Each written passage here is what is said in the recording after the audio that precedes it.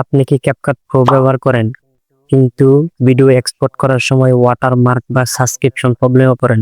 তাহলে আজকের ভিডিওটি আপনার জন্য। আজকের ভিডিওতে আমি আপনাদেরকে দেখাবো কিভাবে একদম ফ্রিতেই ক্যাপকাট প্রো ভিডিও এক্সপোর্ট করতে পারবেন কোনো রকম পেমেন্ট ছাড়াই। তার আগে আপনি যে ইউটিউব থেকে ভিডিওটি দেখে থাকেন চ্যানেলটি সাবস্ক্রাইব করে দিবেন, আর ফেসবুক পেজ থেকে দেখে থাকলে অবশ্যই পেজটিকে ফলো করে দিবেন। চলুন তাহলে দেখে আসি কাজটা কিভাবে করবেন। আমরা সরাসরি চলে আসলাম ক্যাপকাটে। এখান থেকে এই ভিডিওটা দেখুন। এখানে আমি অনেক প্রো ফিচার ব্যবহার করেছি। এখান থেকে যদি আমি এক্সপোর্টে ক্লিক করি, আমাকে এখানে পেমেন্ট করতে বলতেছে। তো যেহেতু এখানে আমি অনেক প্রো ফিচার ব্যবহার করেছি, তাই এখান থেকে এটা এক্সপোর্ট হবে।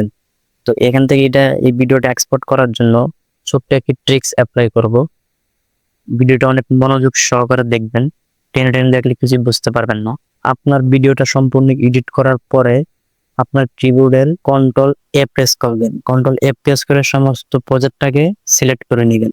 সিলেক্ট করে নিয়ে এখান থেকে আপনি মাউসের রাইট ক্লিক করবেন। এখান থেকে ক্রিয়েট কম্পাউন্ড এটাতে ক্লিক করবেন। তো আপনার ভিডিওটা এখানে কম্পাউন্ড হয়ে যাবে। তো আমরা কিছুক্ষণ ওয়েট করব। তা আমাদের ভিডিওটা কম্পাউন্ড হয়ে গেছে। এখন এখান থেকে আপনি আবারও আপনার মাউসের রাইট ক্লিক করবেন। এখান থেকে পি প্রসেসে ক্লিক করবেন। তো ভিডিওটা প্রি প্রসেস হবে। তো আমরা প্রি প্রসেস হওয়া পর্যন্ত ওয়েট করব।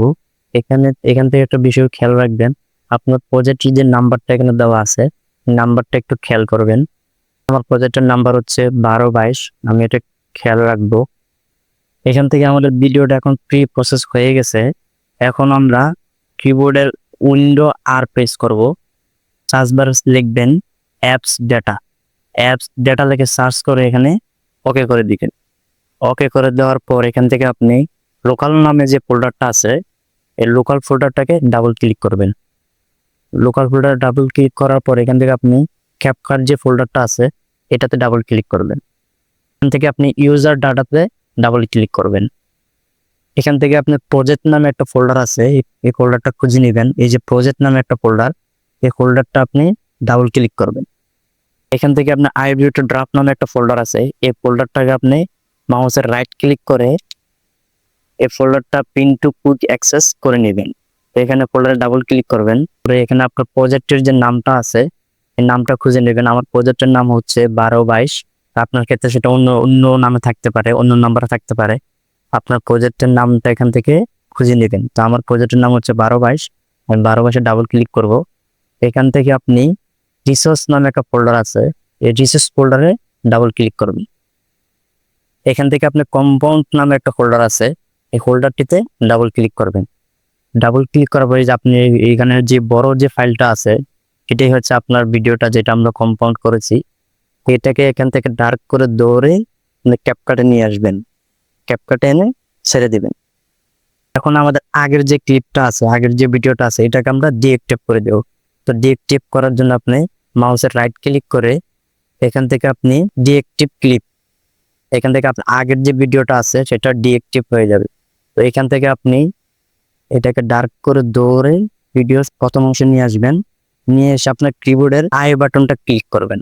আই বাটন ক্লিক করার পর এখান থেকে দেখুন আপনার এখানে খেয়াল রাখবেন আপনি আপনার ভিডিওর শুরু থেকে শেষ পর্যন্ত হয়েছে কিনা। শুরু থেকে শেষ পর্যন্ত এটা সিলেক্ট হয়েছে। তো আমি এটাকে শুরু থেকে শেষ পর্যন্ত সিলেক্ট না হয় তো এটাকে ডার্ক করে দৌড়ে আপনার ভিডিওর শেষ পর্যন্ত নিয়ে আসবেন। নিয়ে এসে এখানে আপনি আপনার কিবোর্ড থেকে প্রেস করবেন। তাহলে আপনার পুরো ভিডিওটা সিলেক্ট হয়ে যাবে। এই শুরু থেকে শেষ পর্যন্ত পুরোটাই এক্সপোর্ট হবে। আমরা যদি এখানে এক্সপোর্টে ক্লিক করি, এই যে দেখুন এখন আমাদের ওই পেমেন্ট অপশনটা আসতেছে না। আমরা এখান থেকে খুব সহজে এটাকে এক্সপোর্ট করতে পারবো। আমরা এটা করে দেব 60 FPS। তো এখান থেকে আমরা যদি এক্সপোর্টে ক্লিক করি, এই যে কত সুন্দরভাবে ভিডিওটা এক্সপোর্ট হয়ে যাচ্ছে।